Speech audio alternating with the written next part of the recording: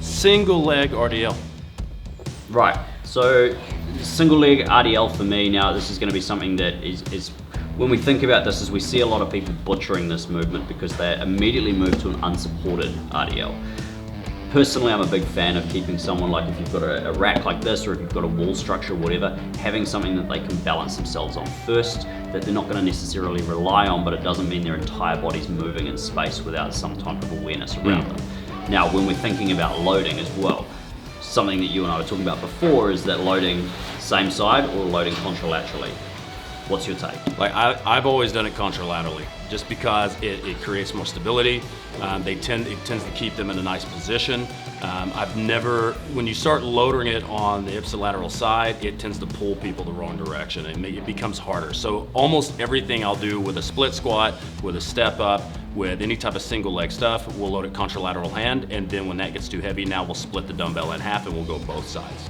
Now, something in terms of a regression that I find quite effective is that rather than necessarily having to take the foot actually off the floor, and I know this is something that we've taken through with, we've picked up from Muscle Nerds Clinic, is that when we're looking at how are we actually bringing that back foot back, we don't necessarily always have to have it up in space. It can just be lightly sliding across the floor before they actually have to take that leg all the way up in the air behind them. Yeah. Just so that they're loading the front leg, learning to shift weight effectively, as well as keeping that knee slightly out over the toes. Yeah.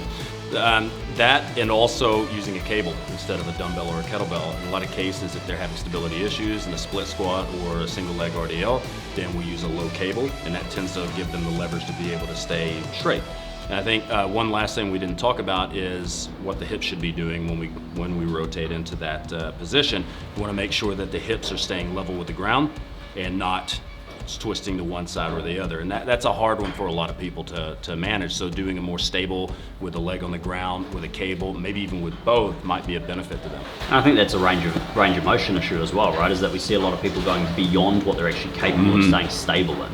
Yeah. And that's where you'll start to see the hips rotate, and they almost turn it into kind of the sideways movement just to try and get the dumbbell to the foot, when it can be just as effective going just to the knee. Yeah, I mean, a lot of these, like an RDL, shouldn't be long range of motion.